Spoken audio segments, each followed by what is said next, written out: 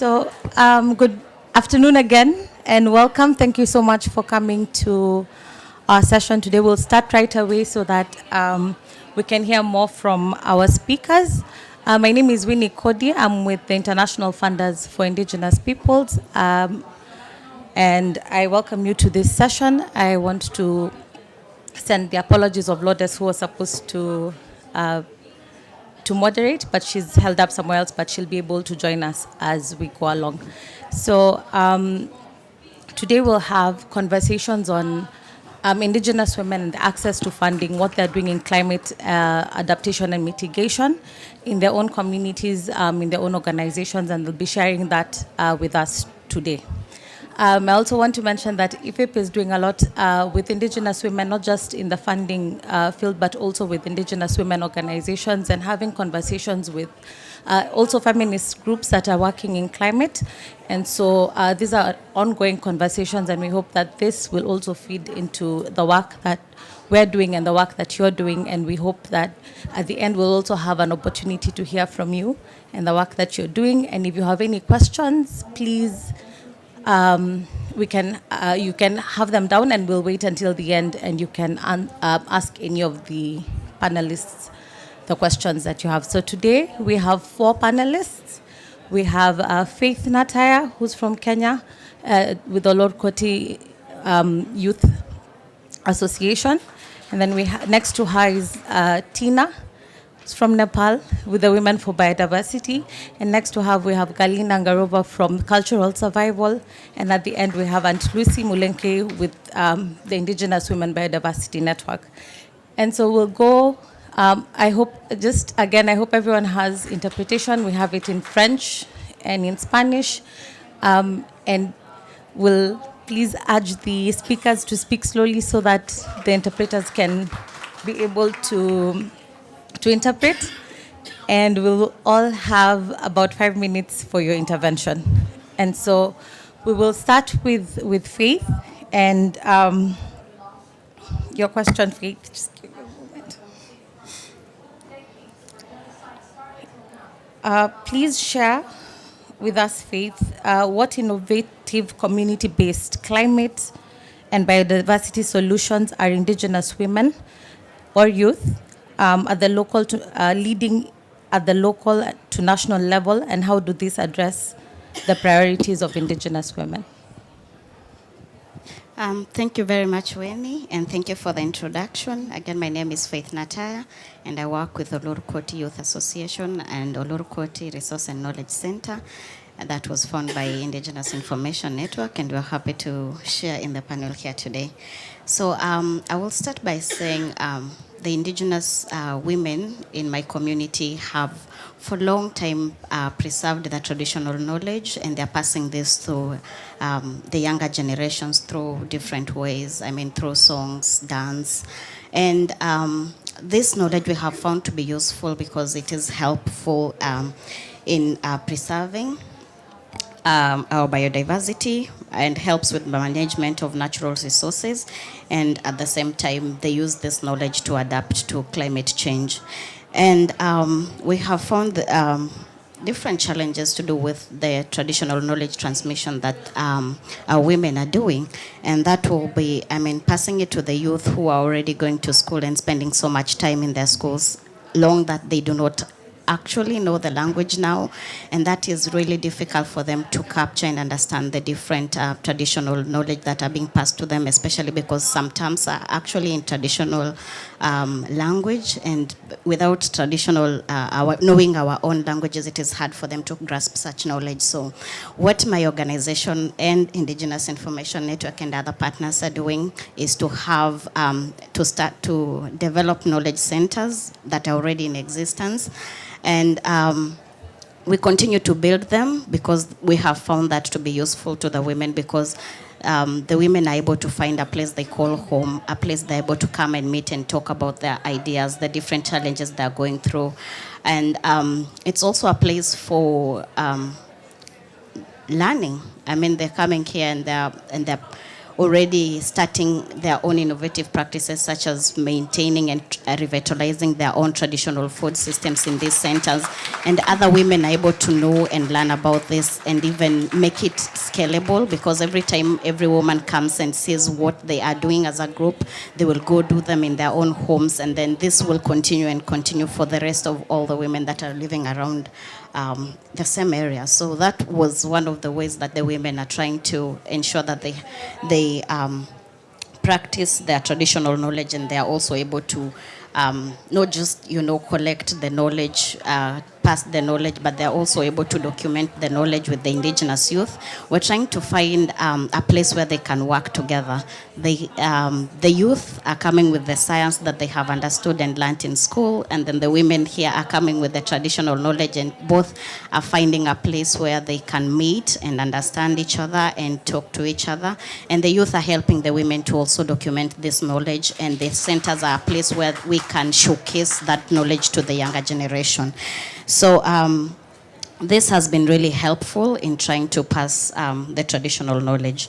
At the same time, the women have taken part in developing their own resource maps, where they're able to know what they have in their communities, where these resources are in the community, what they're being used for, which ones are missing, because they're able to tell the gaps in terms of biodiversity that is available in their community, and to also, know the gap in terms of climate action, biodiversity action that is needed for them to ensure that they continue to promote biodiversity conservation in their areas. So these resource maps that they have developed, and the women have really taken a lead role in ensuring that all the information that is available in the community is also represented, and including traditional knowledge, which is really important in conservation. And the last point would be, we're doing a lot of research, which myself I'm very keen on, and the women are very excited to take part in that. And I think that is a start for all of us to know where we are at this point, how climate change is impacting us, how biodiversity loss is impacting the women and girls in the community, and we are able to both come together and find a solution to these challenges that we're facing. So this is really a coordinated way of finding a solution together, because we're also inviting the men, the women, the youth on board, and everybody is giving their own perspectives in a way that they are able to participate in decision making at the table with everyone present. And we're able to also invite our leaders, our decision makers at the community level, to also ensure that we take on leadership, not just at the top level, but right from the ground, right from the grassroots, and they're able to understand these issues. And when they have a platform to speak to their leaders, they know what they're talking about, they know what they want, and their priorities are told to their leaders, so they know what they the solutions that they need.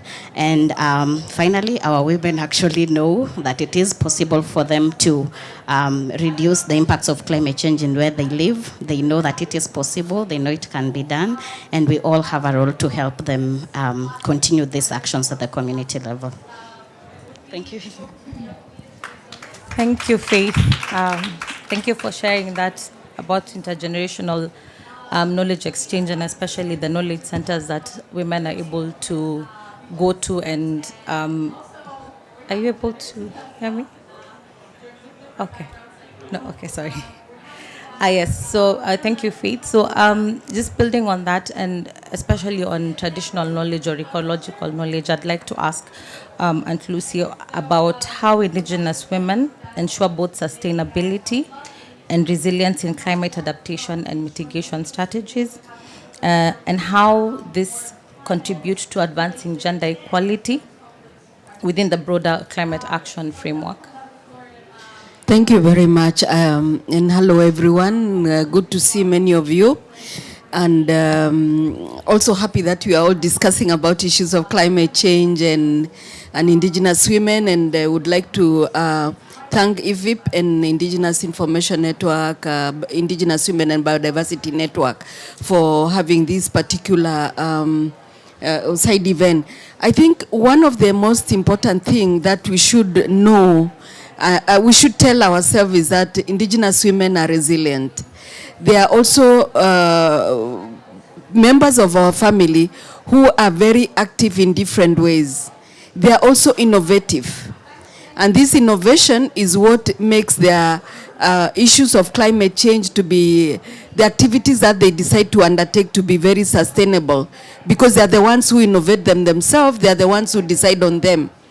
And indeed, we've been working with the different Indigenous women, not only at the country level, but also at the regional level and the international level. Indigenous Women and Biodiversity Network is a global network. We have one network that is with my co-chair, Florina Lopez, in Latin America, where they've been having different activities.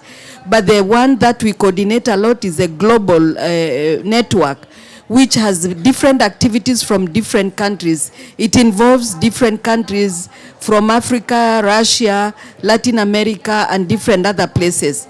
Because without that Indigenous women, we need to really work together to be able to look at the different issues, not only biodiversity alone, but remembering, and I think you have all heard from this meeting, we are relating the biodiversity, climate change, and also desertification.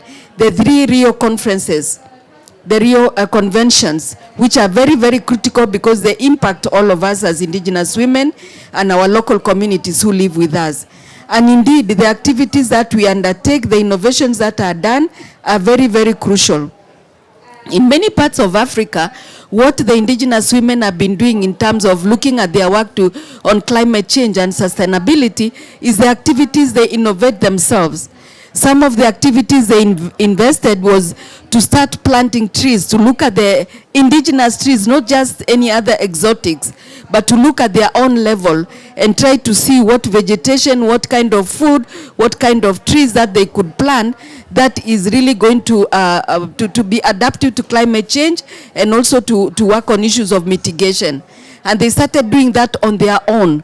And that is one of the important things, that even despite the fact that every time when we're in the community, we have to put rights of Indigenous women, of women ahead of everything.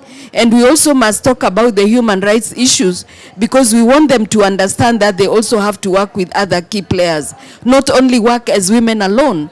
They have to work with men, they have to work with the youth, as Faith was explaining, and they also have to work with elders. And also to work with the government people, they have to really get them, because the time of isolating others is no more.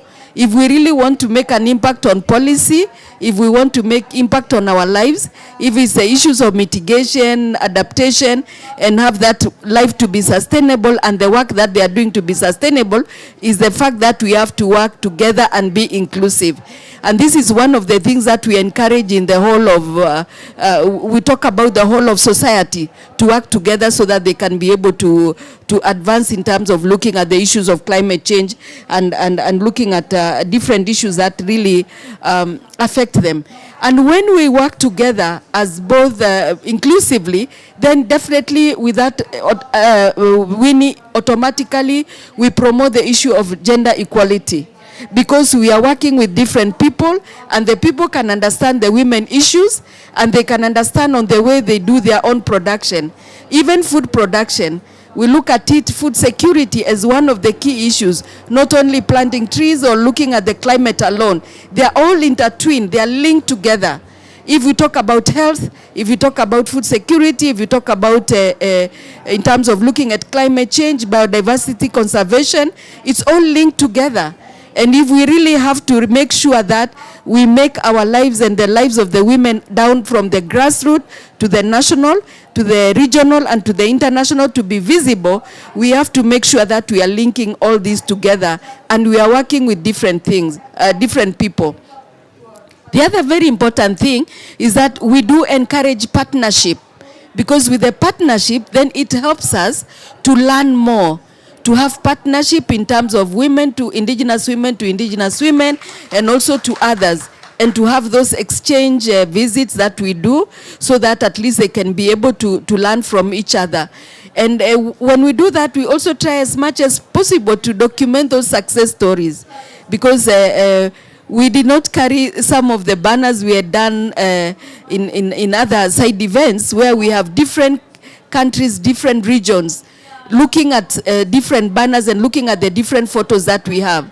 Because simple things, small little things that help them to learn from each other. Remember, we come from communities who are traditions, and some of them really oral. It's all oral, you know.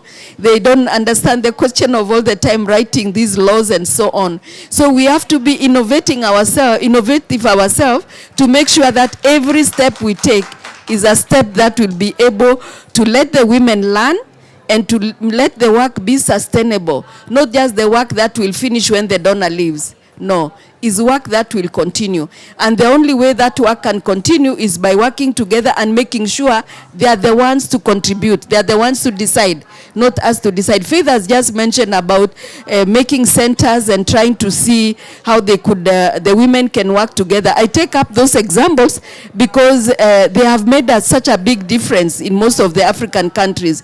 When women come around and work together, even if there is conflict or there is any problem, they know where to go and how to be able to tackle some of the problems. So in terms of working together, it's a question of really making sure that there is that connectiveness among ourselves, partnership to promote it, no matter how far the women are. Let's learn to reach them out. Because if we reach them out, then we are able to make a difference. Today, I'm happy to see some of the women that came from a long way, from DRC Congo, in the remotest place. But they are able to come here to also listen. There are many others from Latin America, from the Amazon, from the different parts of Asia and so on, and Africa. If you see them coming here, they are coming to connect and to be able to see how they can be able to work together and continue that. And when we talk about gender equality, some of the women don't understand those languages that we speak about from the rural area. But they know that as a family, the women will always take the lead. And they will always be the ones to speak. But in the real sense, in tradition, their life is at the private domain. They are not allowed to come out. But the good thing is that in the past, we have had women really coming out very clearly, very strongly. And the community now, even the traditional leaders, are accepting that women are making a difference. And so we should take up that to make sure that we can be able to advance it and make sure that we also, some of the recommendation is really to make sure that we continue engaging the indigenous women at all levels and really emphasize on issues of partnership and working together. Thank you. Thank you. Thank you so much. So we've heard about the roles that indigenous women play in climate adaptation and mitigation, the strategies, or in climate action, in food security, food sovereignty in their communities. We've heard about the knowledge exchange programs that they've had. And my question to Galina is, then how do we ensure that funding reaches women, direct funding reaches women in these spaces? Because we've had so many pledges, we've had so many promises over the years, billions of dollars being pledged, but how do we get this funding to go to indigenous women? That's a very difficult question, and thank you so much. This is a greeting in my native language. Again, my name is Galina Angarova, and I come from the Buryat peoples in Siberia. Difficult question. So globally, indigenous peoples receive 0.4% of all philanthropic funds going to different projects, right? And of that 0.4%, only a small, tiny fraction of those funding goes to indigenous women.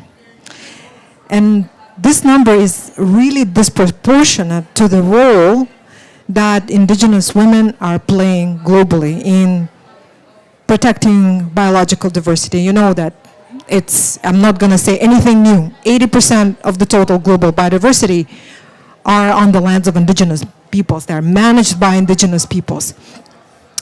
And knowing those facts, you can see the stark disproportionality of funding going to indigenous peoples, and specifically to indigenous women, and the contribution that indigenous peoples in general are giving to the world by being the guardians of those lands and territories and that biodiversity. Indigenous women are not only mothers, sisters, daughters, they are traditional knowledge holders. that millennial old knowledge that connects us to the land and that protects the land. There are, 50 names of snow for the people who live in the Arctic, right? There are different ways of expressing how Indigenous women perceive the land.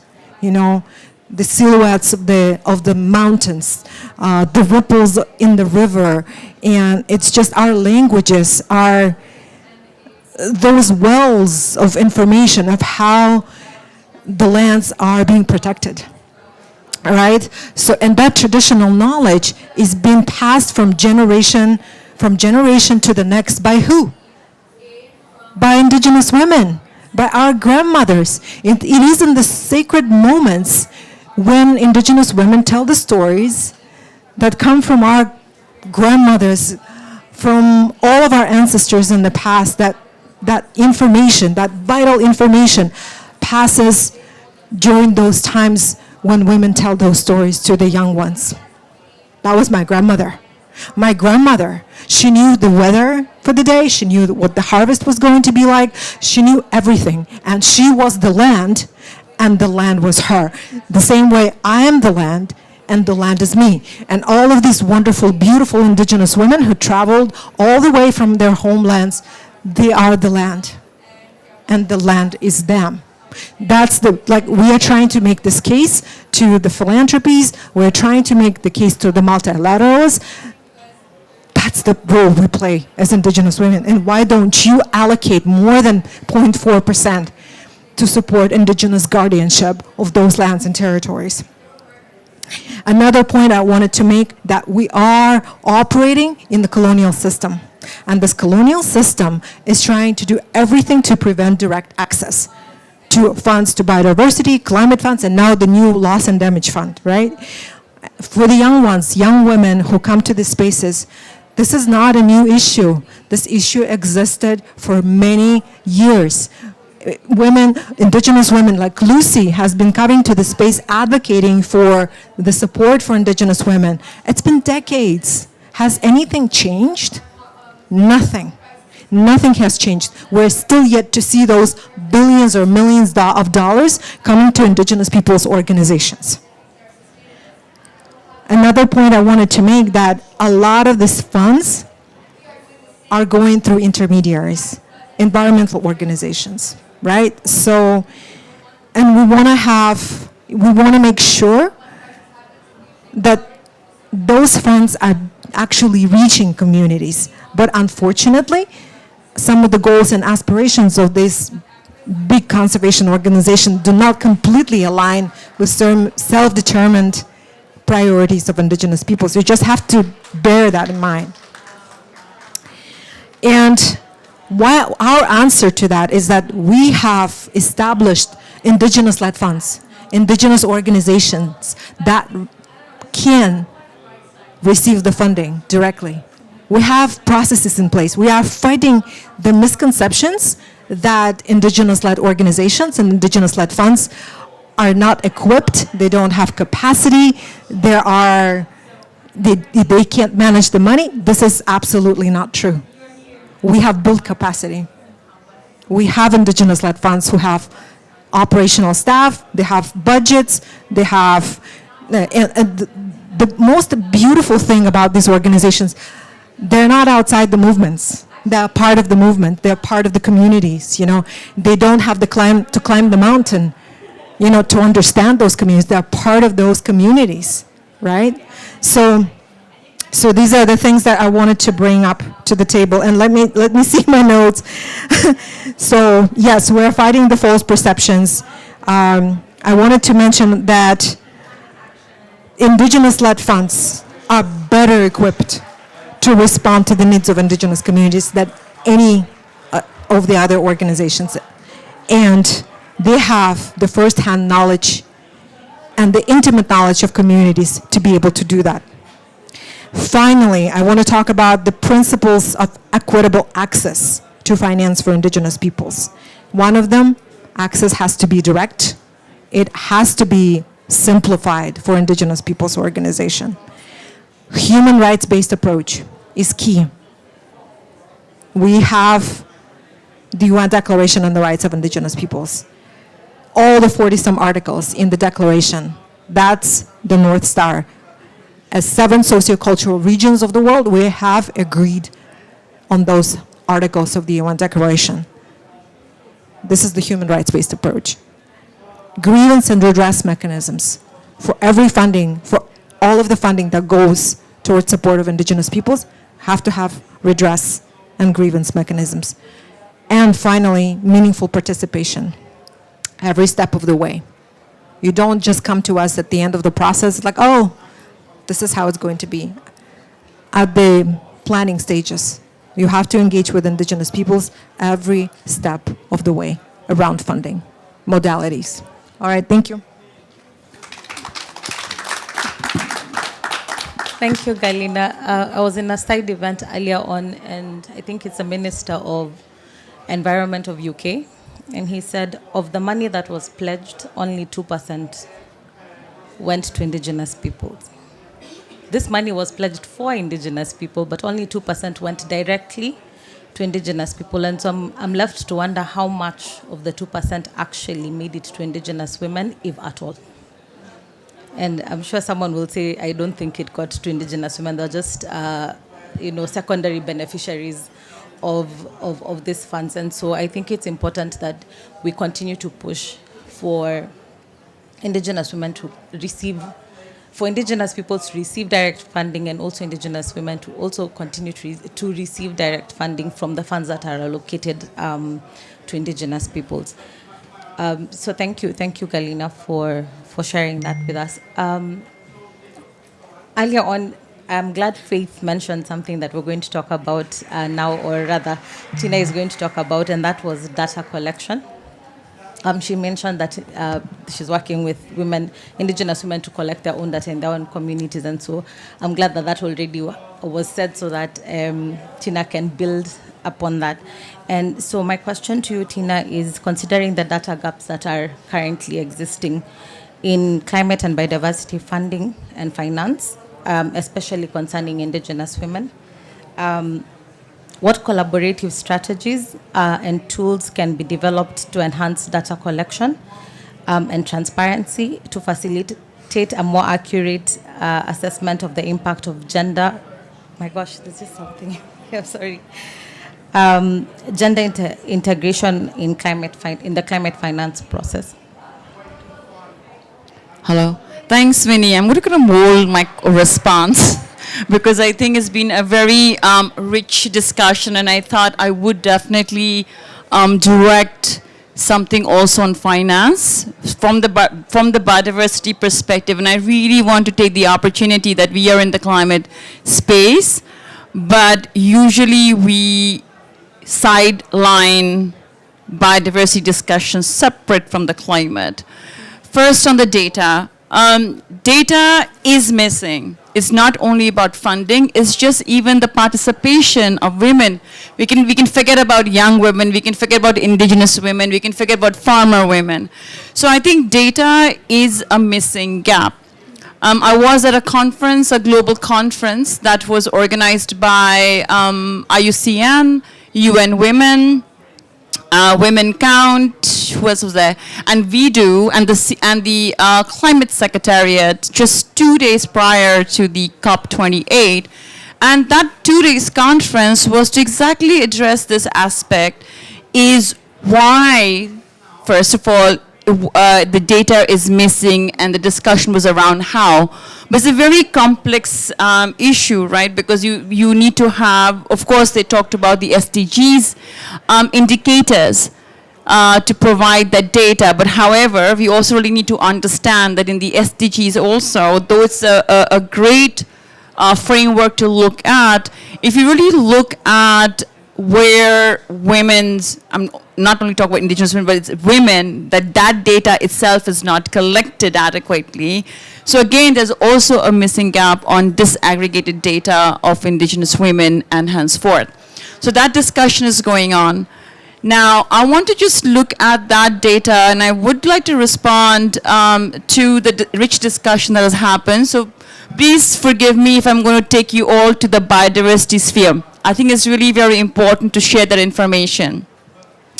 As we're talking about the climate here, the CBD, which is the Convention on Biological Diversity, just a year over in December in 2022 in Montreal, adopted the Global Biodiversity Framework.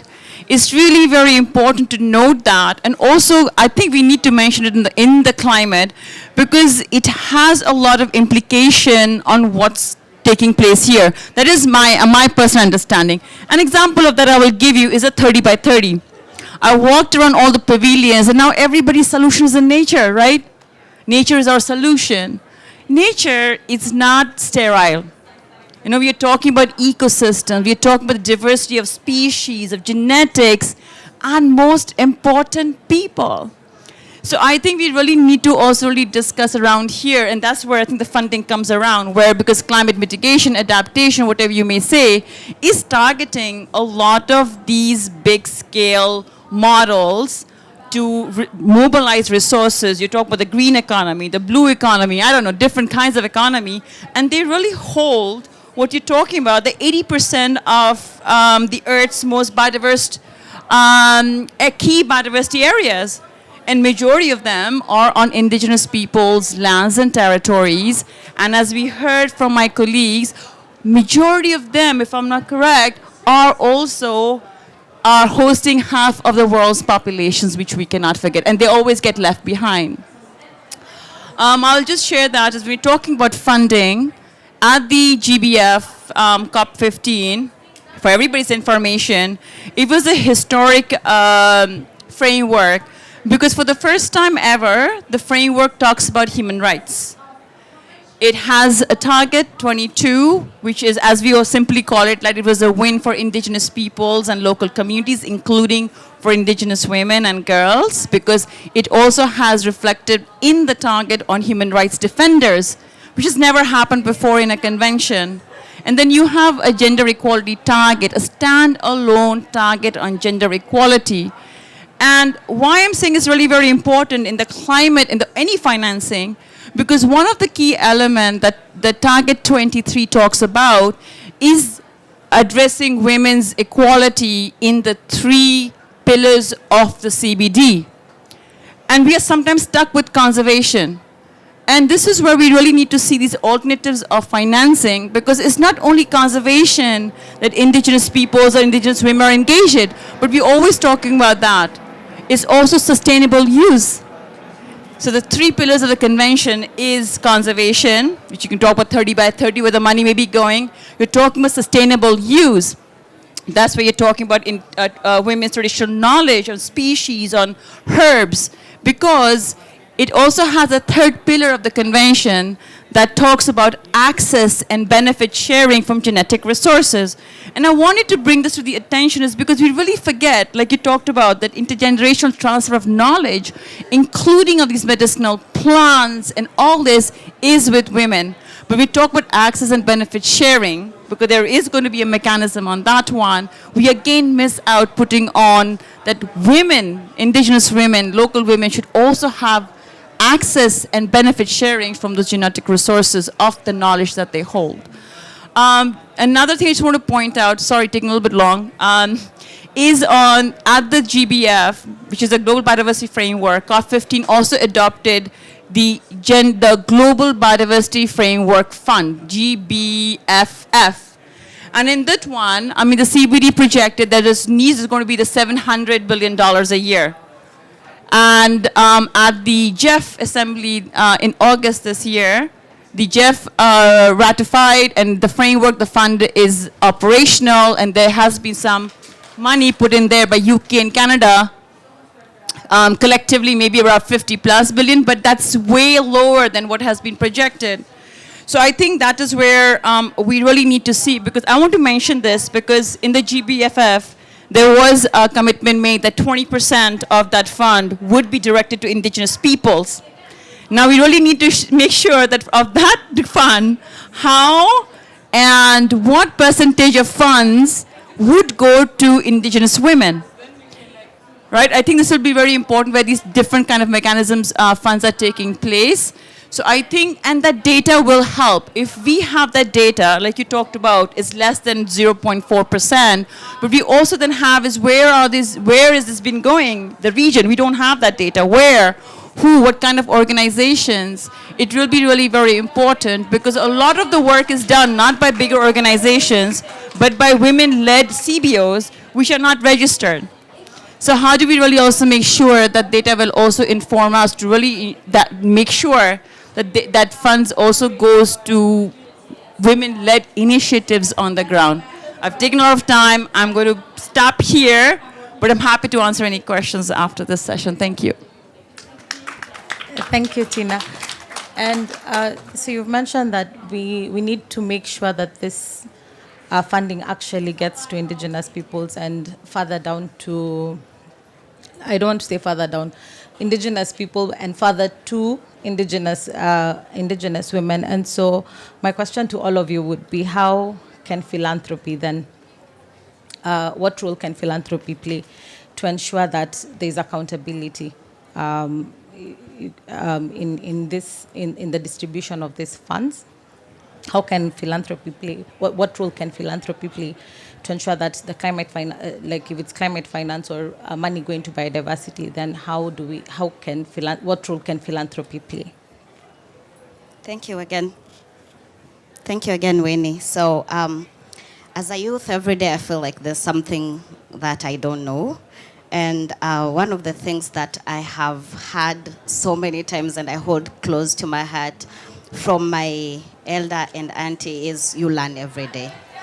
And I was in a side event yesterday, and one of the speakers said, we need to build on the evidence of what exists and what has worked so far. And I think that philanthropy has a lot to learn from indigenous financial mechanisms made by Indigenous peoples and for Indigenous peoples. There are organizations as this already, and they're doing a lot of work and are ensuring that the funding gets to Indigenous peoples. And I think philanthropy can learn from that, what has worked so far for them, and what gaps are there for them to build on, and ensure that they bridge that gap enough for the funding to reach more Indigenous peoples organizations and to reach them directly, as we have all been saying. Apart from just learning from each other as philanthropy, there's also need to learn from Indigenous peoples. I mean, they have worked and they lived in their own lands. They know what works for them. They know what they have to do to make things work, because everything is changing now. And of course, we do need finance to make that work, but also finance has to be in a way that takes into consideration Indigenous people's worldviews and what is their priorities. There are a lot of things that Indigenous peoples have been doing, and those are the things that should be funded by philanthropy, and not just, providing funding and also what they should finance, but instead look at what Indigenous peoples would like for them to be funded on, and to continue to support such initiatives at the grassroots. And there is need to also make this funding flexible. When we were starting out as a youth organization, it was hard to access funding, because usually every fund that are being advertised out there, like, you have to have used already maybe $25,000. You need this, you need that. And all these requirements are so hard to meet when you're just starting out. You don't have the $25,000 that they're asking for you to have used already. And this makes it so hard for such organizations to start out and to also, be out there to continue to support their initiatives at the ground level, and to ensure that they're also their initiatives are being seen out here. And one of the things that also philanthropy can help is to put aside resources that are meant for capacity building for Indigenous people's organization, and to ensure that they have training programs and the expertise that they have maybe in their own organization, so just outsourced out elsewhere, are able to talk to Indigenous people's organization, and they can build this organization so that they are able to use there are lots of money that are available that are not yet reaching us, but could in future if we continue to speak out about our issues every time. And this is only possible if we do it with transparency and to make sure that the indigenous peoples participate directly in decision making, and to also see how this the allocation and distribution is done by philanthropy, but also guided by indigenous peoples. Because one of the things is, for example, in Africa, so many organizations are there, and everybody is saying this is an indigenous person's organization. But how do you really know that these people are, these organizations are working with indigenous peoples and for indigenous people? So one of the things one of our partners is doing is also to ensure there's a data of indigenous peoples organizations in Africa, so that what is meant for indigenous peoples reaches indigenous peoples. And another thing to do is to ensure that there's a clear monitoring and reporting mechanism, so that as we continue to talk about the funding that is meant for indigenous peoples, there's a track of the flow of that money, so that it starts from philanthropy showing this is the amount that was given for indigenous peoples, and we're able to see the end results and end goal of this amount that was meant to indigenous peoples, and we're able to know that it has actually reached to them. And this is really important to guide future funds that are meant for indigenous peoples, and to ensure that it truly reaches them. So thank you, Winnie.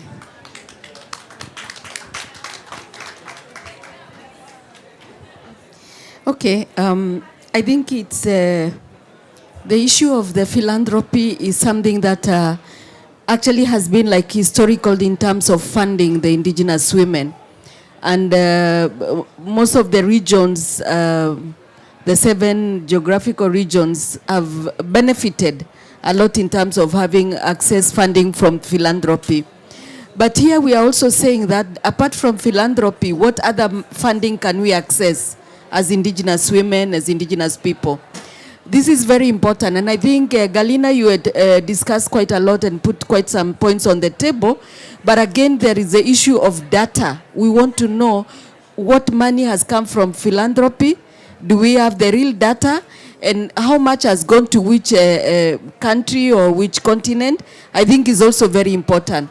The other very important thing is for us indigenous women and indigenous people ourselves, how much are we accountable and how much are we also keeping that data, as already Faith has alluded to it.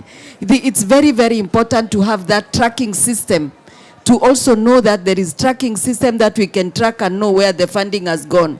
Because one of the key issues, as Galina had said, people say, oh, indigenous people cannot manage funding. They can if their capacity is enhanced, as what Faith has recommended. And we have seen it working, even at the grassroots level. In the AINI Fund, which is the International Indigenous Women Forum, FIMI, has a fund that is called AINI. And what we started this year, they started to see how these can do regranding for the women, for the indigenous women. The issue was, it's very important to see how much the women can receive and how much they can be able to account for, if they'll account for it properly, and also be able to keep records so that when a donor comes, they can have records and they can know how to manage it alone. And it's also needed a lot of capacity building to ensure they understand this money, they know how to, and it's only not lots of money. We started with like $5,000 to give to the real grassroots, groups. The groups that have not even had money from anywhere, because they have to begin from somewhere. And we are hoping that if they can continue, they can even do simple audits, so that when the donor of philanthropy comes and asks about the, audit, then they have something to share, which is something that we are trying. And one of the other issues that is also important when you talk about philanthropy, I think quite a number of indigenous people's organizations, indigenous people forums, and so on, indigenous peoples and local communities are demanding that they want funding go direct to them. What does direct funding mean? We need to really define that properly and see, and how can that be also tracked and be seen how it has been used, so that we can have strategies and we can have models and we can have examples that we can be able to share and really see. Because today I was also in a side event where somebody said some people even are resigning from other other jobs to go and start organizations because there is a lot of money out there for indigenous peoples. So they are resigning and getting the money. Where is the money going to? So this is why I'm saying it's very good to have the tracking system so that at least people can know Winnie is not from a private sector who is getting money and funding other issues but not indigenous people. So it's very, very important, and that's why African Indigenous Women Organization decided for Africa will get data. It's still something that's ongoing because indigenous organizations are quite many and we are not leaving out the grassroots and everyone, so that we can be able to have, because I know of a country, which I don't want to mention a name, after they know that there is a lot of money coming in for indigenous people, many of their own people, some of the citizens, some of the communities are applying to be, be called indigenous peoples. Because if you are a farmer, you want to have the name indigenous people, so you access that funding. So as indigenous people ourselves, we also have a lot of work to do, and we also have a lot of, other ways that we need to work on. And as Tina has mentioned about other funding that are coming in, maybe for biodiversity, there is also maybe some money for desertification, because they've been focusing on land, and that's quite an issue. There are issues of capacity building and also issues in climate change. But where is the money going? Who is receiving the money and how is it being funded? Shall we come back to COP 29 and COP 30 and ask for money? Those are tricky questions that are ahead of us. So we think it's very important to see how we can be able to work together as a team. And I want to appreciate the fact that there is also some funding that has regional organizations that have already started their own funding, like in Asia and Latin America and so on. And I think there is a pipeline about Africa having a fund of its own. This is being done in order for the indigenous women and indigenous peoples themselves can access this funding and can be able to manage them themselves, as what we have seen others like FIMI internationally managing quite some funding, and other organizations also. I was giving that as an example, being associated with it. So that partnership, I bring my issue of partnership back to the table again, but I think these are some of the issues that I wanted to bring up. And my question was actually to ask Galina about the tracking business, because we need to track and we need to see, are there strategies for indigenous people? Maybe even if you should tell us whether there are any other, ways you can track the funding that has come a long way. Thank you.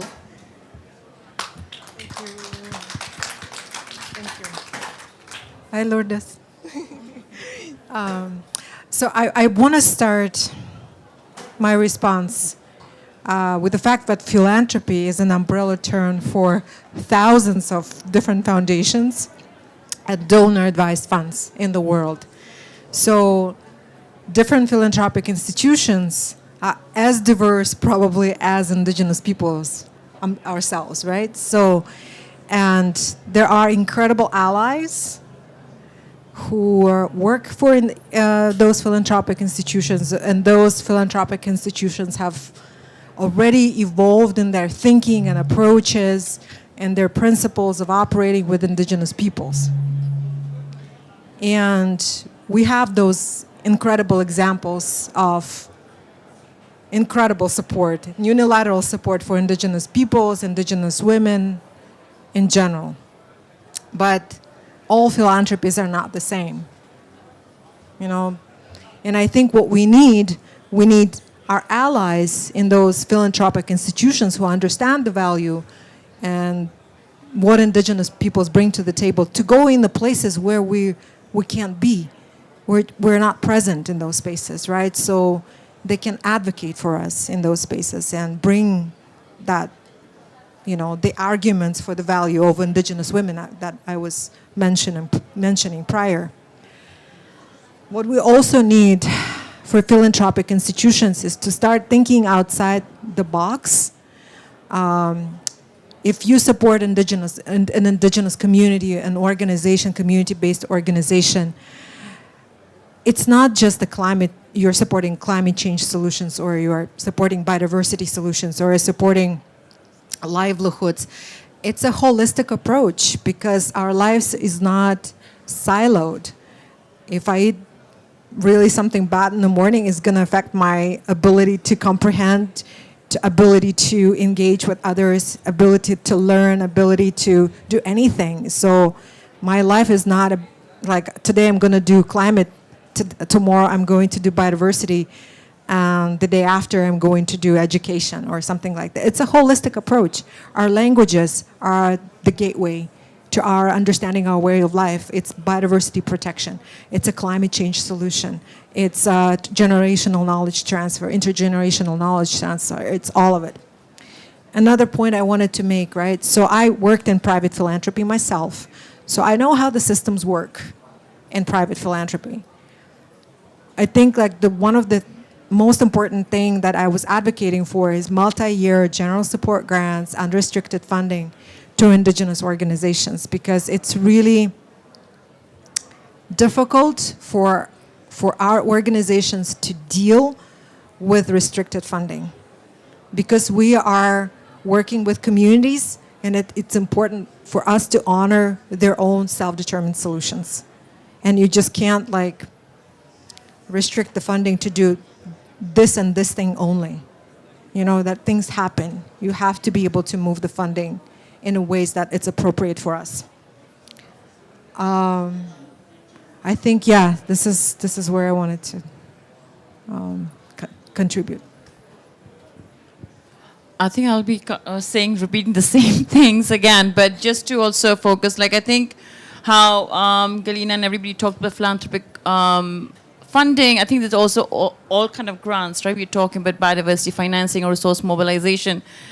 Just to again add to that one is how can we also really look at ensuring that, I'm repeating the same thing like I said, is I want to put in, is it shouldn't be an add-on.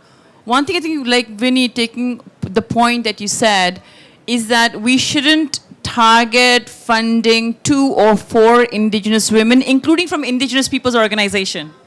You know, it shouldn't be an add-on. Okay, we are doing this, oh, let's put a women's program there. Usually it happens, either you're talking about bigger agencies or others. So I think when you're talking about direct, for me it would be like, it's not really a direct funding, but rather saying that how do we really ensure that when funding is available, that they go to, I don't know, Indigenous women-led organizations or groups, and not just once again, we repeat the system ourselves, that it just becomes an add-on program of a certain project to mainstream gender. And I think we've also had that quite a bit. I think the other one I would really say, like Galina would point it out, is that priority.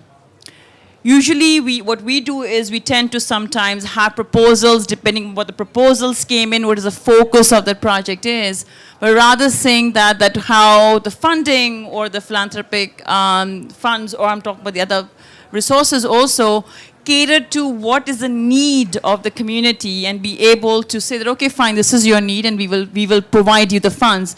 Not saying that, well, this is our larger fund outcome, can you contribute to that? Right, so that's the kind of thing.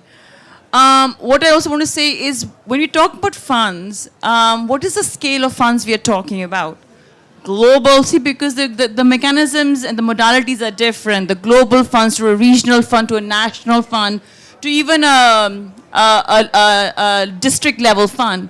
I think what really becomes important again is that all these funds have a dedicated and adequate funding available for Indigenous women.